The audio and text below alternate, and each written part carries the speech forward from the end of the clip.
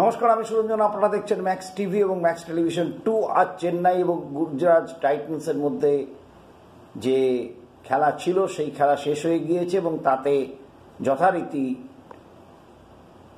Chennai super Kings Gujarat টাইটান্সকে 63 রানে পরাজিত করেছে এবং খুব স্বাভাবিকভাবেই এটা প্রত্যাশিত ছিল, অপ্রত্যাশিত কোনো বিষয় নয়। তবে লড়াইটা আরেকটু ক্ষুরোধার হতে পারত যদি শুরুতেই শুভমন গিল টসে জিতে ফিল্ডিং না নিয়ে ব্যাটিং নিতেন। এইবার পুরো প্রতিবেদনটি আপনাদের সামনে আমি উপস্থিত করি। শুভমন গিল টসে জিতলেন, জিতে ফিল্ডিং নিলেন। ফিল্ডিং নেওয়াতে যে অসুবিধাটা হলো সেটা হচ্ছে তাদের ব্যাটিং ডেপথ। চেন্নাই সুপার কিংসের ওভারঅল আপনি ব্যাটিং ডেপথ, আমি প্রথম থেকে বলছি চেন্নাই সুপার কিংস কিন্তু অত্যন্ত ব্যালেন্স সাইড।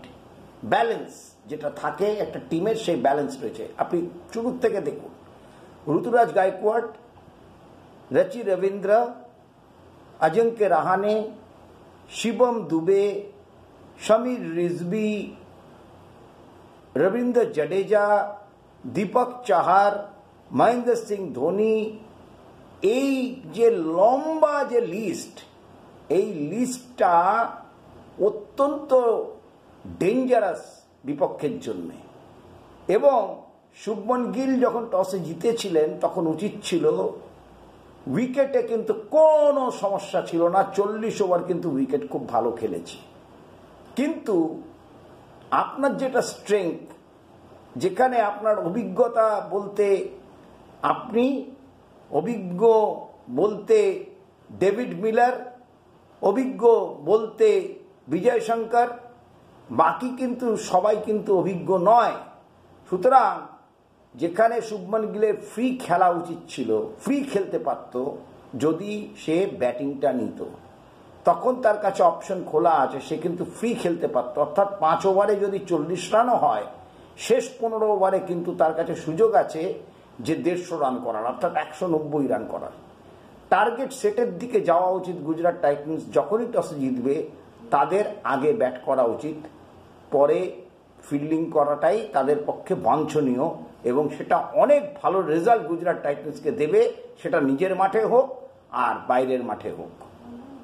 তো সেই জায়গায় দাঁড়িয়ে চেন্নাই সুপার কিংস পুরো সদ্ব্যবহার করে 206 রান করেছে।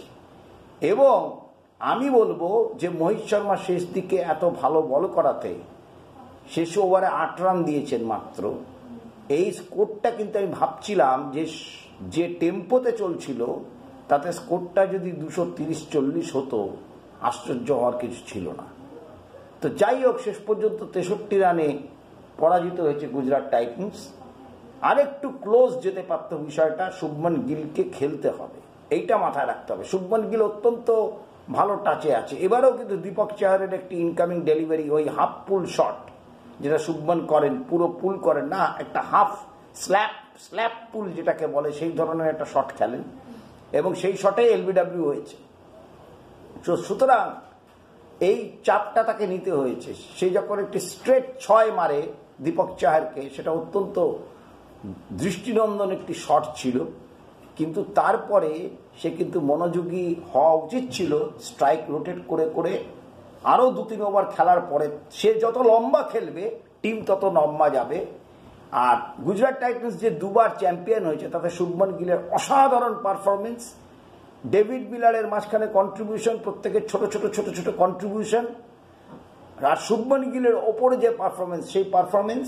সুতরাং সেইটা কিন্তু সাহায্য করেছে তাদেরকে ফাইনালে নিয়ে যেতে, তাদেরকে ট্রফি জেতাতেও ডেভিড মিলার তখন একটা বিধ্বংসী ভূমিকা পালন করেছিল। তো ডেভিড মিলারকেও ভালো খেলতে হবে, ডেভিড মিলারকেও খুব ভালো খেলতে হবে। ডেভিড মিলার কিন্তু ছোট রান করে চলে গেলে হবে না। আরেকটা জিনিস মাথায় রাখতে হবে, যদি চেজই করতে হয় তাহলে ডেভিড মিলারকে আগে নামানো উচিত, ডেভিড মিলারকে আগে দেওয়া উচিত। যেহেতু রবিন মিন্স ওদের নেই, যে যাকে ওরা তুলেছিল, যেরকম সমীর রিজভিকে সিএসকে তুলেছে, সেরকম রবিন মিন্সকে কিন্তু গুজরাট টাইটান্স নিয়েছিল, কিন্তু তার তো বাইক অ্যাক্সিডেন্ট হওয়াতে সে আর খেলতে পারল না।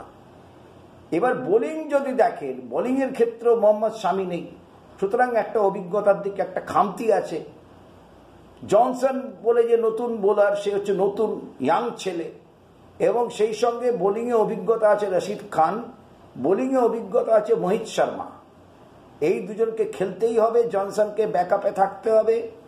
কখনো কখনো বিজয় শঙ্করকে দিয়েও বল করানো যেতে পারে, এই অপশনটাও শুভমন গিলকে ভাবতে হবে। আরেকটা জিনিস হচ্ছে সাই কিশোর, আরেকটা অপশন রাখতে হবে, এবং প্রয়োজনে খেলাতে হবে নূর আহমেদকেও খেলাতে হবে। অমর জাই আছেন, তো নূর আহমেদকে খেলালে আপনি একটা ভ্যারিয়েশন পাবেন বোলিংয়ে, সেইটা অত্যন্ত গুরুত্বপূর্ণ বিষয় ছিল। তো এইটা অভিজ্ঞতার সঙ্গে সঙ্গে শুভমন গিলের মধ্যে অধিনায়ক হওয়ার যে গুণ সেটা রয়েছে। কিন্তু সব থেকে বড় কথা, শুভমন গিলকে যদি ভালো রেজাল্ট করতে হয়, যদি ভালো খেলতে হয়, টি-20তে ভালো রেজাল্ট গুজরাট টাইটান্সকে করতে হয়, তাহলে শুভমন গিলকে যখনই তিনি টসে জিতবেন তখনই তার উচিত আগে ব্যাট করা, যেখানে উনি ফ্রিলি খেলতে পারেন। যদি ফ্রিলি খেলতে না পারেন তাহলে কিন্তু খুব মুশকিলে পড়বে গুজরাট টাইটান্স। সুতরাং সব মিলিয়ে এই হচ্ছে পরিস্থিতি। শিবম দুবে অসাধারণ ব্যাট করেছেন, 53 রান করেছেন 23 বলে, এবং এই সমীর রিজভি 4 বলে 15 রান করেছেন। যে ইম্প্যাক্ট তৈরি করে দিয়ে গেছেন আজকে, সেটা অত্যন্ত গুরুত্বপূর্ণ। সুতরাং চেন্নাই এখন টপ অফ দ্য টেবিল আইপিএলে, 24 টাটা আইপিএল 24-এ। আমরা তাকিয়ে থাকব যে শুভমন গিল আগামী দিনে কি ধরনের রণনীতি নিয়ে খেলেন, এবং কি ধরনের, তাকে কিন্তু ভালো ব্যাট করতে হবে, তাকে লম্বা খেলার চেষ্টা করতে হবে।